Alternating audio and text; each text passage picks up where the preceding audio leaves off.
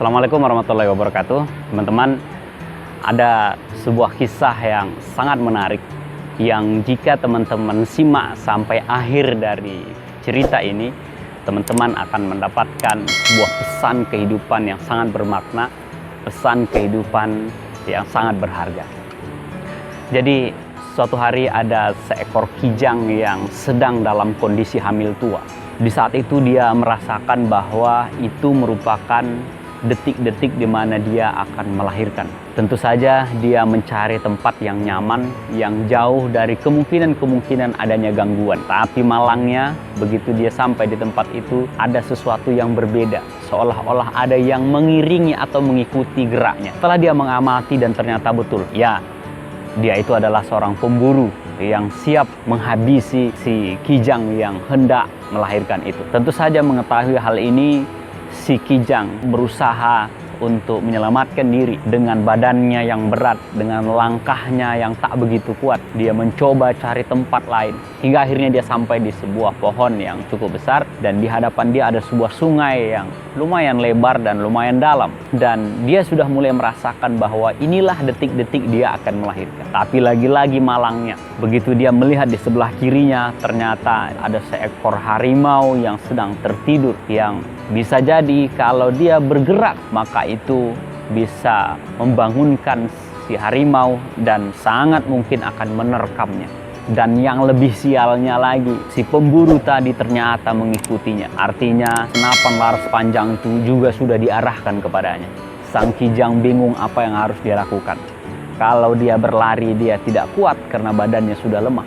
Kalau dia bergerak ke depan, di situ ada sungai dan pasti dia tidak kuat untuk berenang. Dimungkinkan dia hanyut dan akan mati dalam keadaan mengenaskan dan tenggelam. Kalau dia bergerak terlalu banyak atau mau berjalan ke arah lain, justru khawatir harimau itu justru terbangun dan segera menyergap dan memangsanya.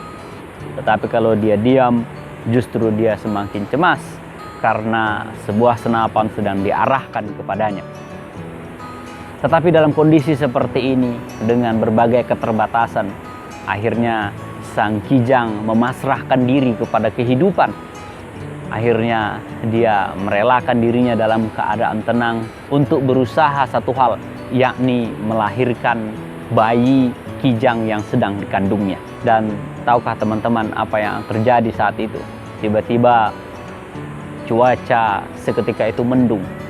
Kemudian datang kilat dan guntur, dan ternyata kilat yang menyambar itu mengganggu fokus dari si pemburu, hingga akhirnya peluru yang dia tembakkan melesat dan meleset, yang ternyata itu justru mengenai harimau yang sedang tertidur. Harimau yang sedang tidur itu justru mati di tempat.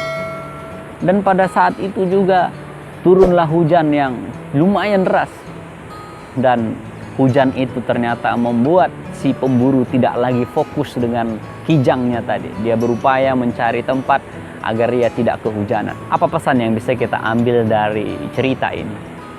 Bahwa teman-teman mungkin pernah mengalami, atau bisa jadi sedang mengalami, atau jika suatu saat nanti mengalami, tapi bukan berarti mendoakan.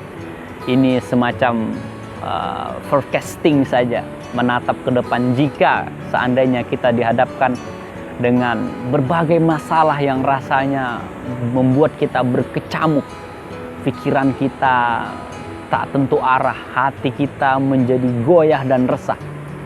Mungkin ada masalah pekerjaan, ada masalah keluarga, ada masalah organisasi, tetangga, di perjalanan dan lain sebagainya, keseluruhannya menjadi satu kesatuan. Seperti kijang tadi, dia dihadapkan dengan satu kondisi yang sangat sulit yang membuat dia serba dilema.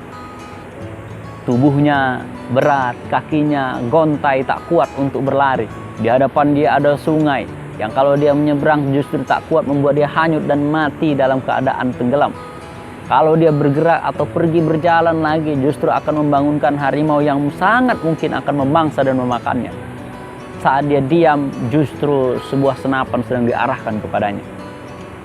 Maka saat itu Kijang ternyata memilih memasrahkan pada kehidupan, dan kehidupan punya caranya tersendiri untuk menyelamatkan sang Kijang, dan akhirnya dia bisa melahirkan anaknya dengan selamat dan dia juga dalam keadaan selamat. Nah, ketika kita dihadapkan dengan problematika benturan kehidupan yang teramat kompleks, ketika kita merasa tidak tahu lagi apa yang harus kita lakukan, ketika kita mulai bingung, ketika kita seolah-olah kehilangan arah, logika kita seolah-olah terhambat dan terhenti, maka satu hal yang perlu kita sadari, bahwa ada dua lingkaran dalam kehidupan kita ini. Yang pertama adalah circle of influence, yang kedua adalah circle of concern.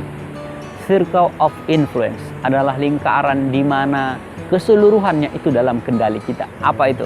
Yakni pikiran kita, hati kita, dan tindakan.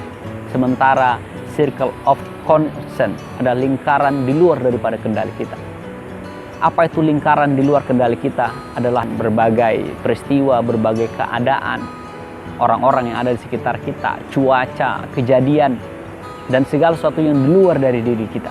Dan kita tentu saja tidak bisa mengendalikan hal itu. Maka di saat Kijang tadi dihadapkan dengan kondisi sulit, maka dia fokus kepada circle of influence, lingkaran yang ada dalam pengaruhnya. Maka saat itu yang paling mungkin dia lakukan, dia pasrahkan dirinya pada kehidupan, dan kemudian dia melakukan sesuatu yang seharusnya dia lakukan, yakni melahirkan anaknya. Ketika kita juga nanti dihadapkan dengan benturan-benturan yang semisal dengan itu, maka fokuslah kepada tiga hal yang ada dalam lingkaran kendali kita, yakni pikiran kita, hati kita, dan tindakan kita. Kendalikan pikiran kita agar tetap berhusnuzon pada kehidupan ini. Kendalikan hati kita agar tidak banyak mengeluh, tidak banyak meratapi, tidak banyak komplain, menyalahkan. Tenangkan hati kita, tenangkan pikiran kita. Bila perlu, kita menepi dari keramaian, kita temui Allah, kita perbanyak beristighfar, dan kendalikan sikap kita.